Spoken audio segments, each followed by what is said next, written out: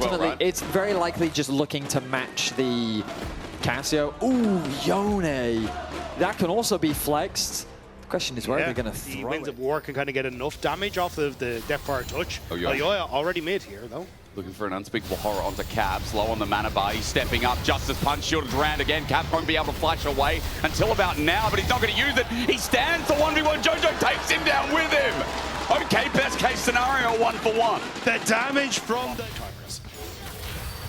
Chesley in the mid lane is just very different right now. There's a difference as Zenflade connects, Shield Daybreak as well. Supa gets hit with it. Essence Flux. Alvaro steps up for the passive auto, but Han Summer's in full lethal tempo. I think this is dangerous for MKOI. Shield Daybreak again. This bottom lane 2v2 going awry. Alvaro has to flash out to just survive. Supa's going to stand his ground. So great early game from G2, right? Like, you end up turning around the play in mid. You've now got coverage there as well. So I think now MKOI should be able to back away before SkewMond gets here. Blade. Hang on, Alvaro tries to get out with the Dredge Light. Meanwhile, on the bottom lane, the flag and drag from SkewMond entering. This is a 3 versus 1 for the support, and Alvaro knows he's not getting out. It's a kill over to Han Summers, Ezreal, and it's easily timed gank here from SkewMond. Nice. Those side lanes, and you want to be looking for picks where you can. Labrov, for example, this could be a good catch. Dredge line, remember Elyoya can turn the lights off now. It's the unspeakable horror to get the route, the flee, rather the follow-up. Labrov in his own jungle, but he doesn't feel safe. Zen has played to go back in, but he's dead. Over to Supa, and Eddie Carey's getting some money here in the early game. Mistake from Labrov, getting caught out in River there. It means that you get the kill, but also should be able to get the Dragon, because I was about to say, I think G2 could have kept pressure on mid, so Jojo can't really help out on any sort of play with that Nocturne. But instead now, with Labrov dead, it's an easy take here for him. Oh, True Shot Barrage, flash Dredge line though, it's a Hex Flash rather. There's a Hero's Entrance flash away from SkewMond.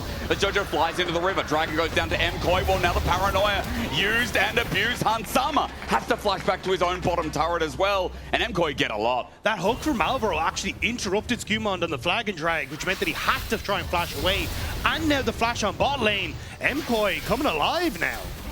A single pick onto Labrov, the offensive, as he looks to steal away enemy jungle camps, get what he can, as KOI is looking to play here in the early game. No significant gold lead either way anywhere on the map. That ward pays dividends. Zenith Play going to interrupt him mid-blast, going then to flag and drag as well. Elyoya has the flash, but will he use it? The shield is up. Cataclysm comes in after the fact. The timing must have been perfect for Elyoya. The mind game. About that mid lane lead, we should expect that an item comes with it as well. You see SkewMond's picked up his, but Cap's Rod of Ages should be the purchase before this second Drake spawns. And as you see, as Jojo steps up, it's trouble. Justice Punch interrupted as well. Cap still has Petrifying Gaze. Jojo's getting whittled down. It's every Noxious Blast that connects puts Jojo in trouble. Paranoid to save. Noxious Blast not helping with the Petrifying Gaze. He flashes away. Meanwhile, Elyoya had to ulti into the mid lane. Caps gets the kill. Saved by SkewMond and counter ganks. MKOI bring up the bottom lane to try and find a response play. Dredge line onto Labrov. They get the route down, but it's not going to be enough here. And Elyoya was thwarted by SkewMond's engage. That was a crazy setup from Caps. He was definitely not down and out. Supa in a great position. Ticks over to 9. Hook connects, but not going to convert into much. Supa also connects a bit of damage as well with the Killer Instinct up and available. G2 are the ones that started this strike. They look to find it successfully and do so.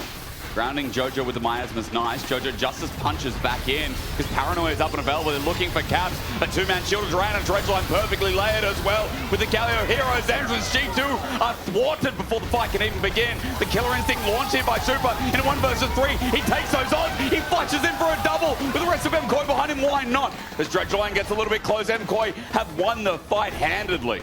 KOI can't going to come through. You got Nocturne in position as well. Broken Blade might be in trouble here. He's going to try and run for it. Justice Punch, Paranoia, Fate sealed. He gets on out. He jumps back and he says, I'm going to be a soul unbound, but that waits for a shielded Duran.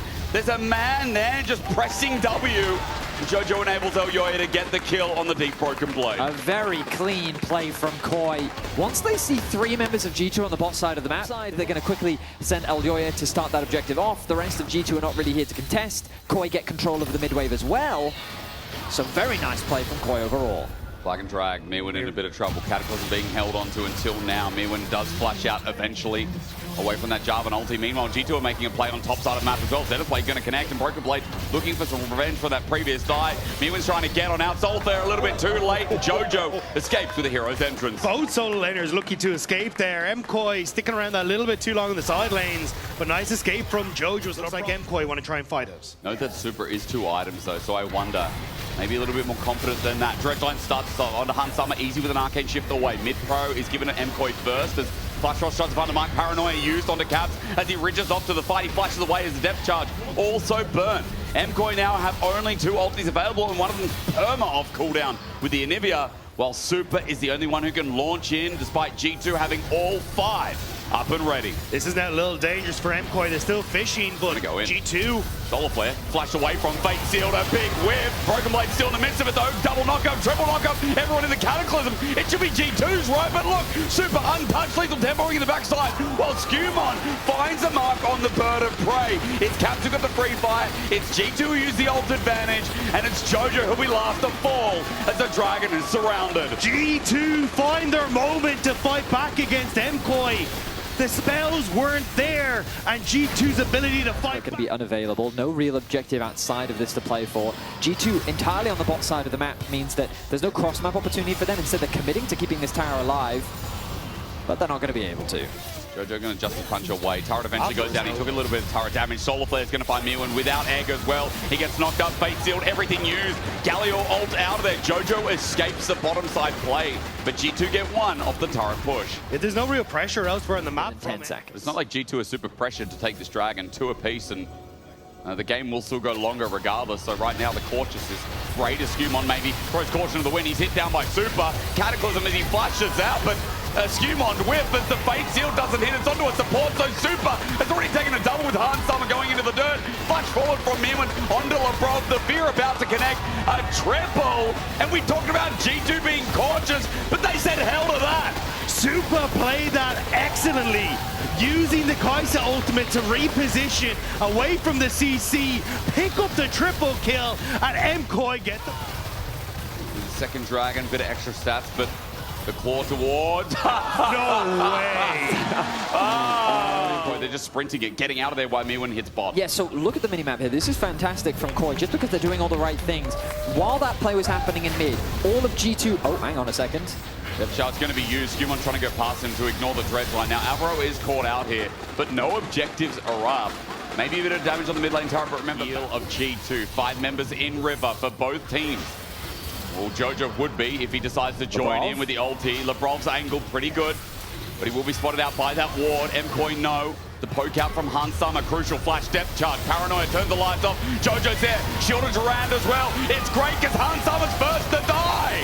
G2 have lost their AD carry, and now the fight truly begins with MKOI spearing off the Anivia through a choker. Supa's also dead, by the way, to Broken Blade, but it won't matter because Myrwn has sat in a choke and dealt with 3 of G2, along with Alvaro. The CC layering perfect from MKOI, and the position of power large in game 1 as they take the reins of control. It all was going to come down to execution, and MKOI execute perfectly.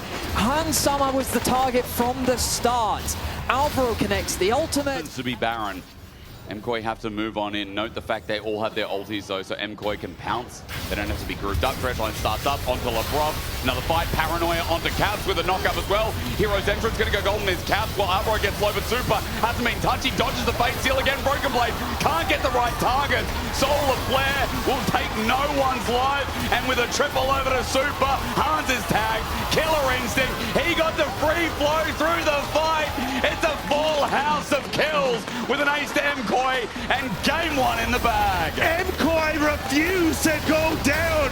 Elyoya lived forever in that fight, and with him, MKOI are going to take game 1. We hate scripts in the LEC. We want them done with, and MKOI are willing to start that train of thought off. It's only 1 game, but it's a big one here as they're 1 step closer to MSI. 10, 1, and 3 for Supa with an incredible Kaisa performance. Elyoya's impact cannot be ignored once again. MKOI came to play versus G2. Let's hear from the man himself.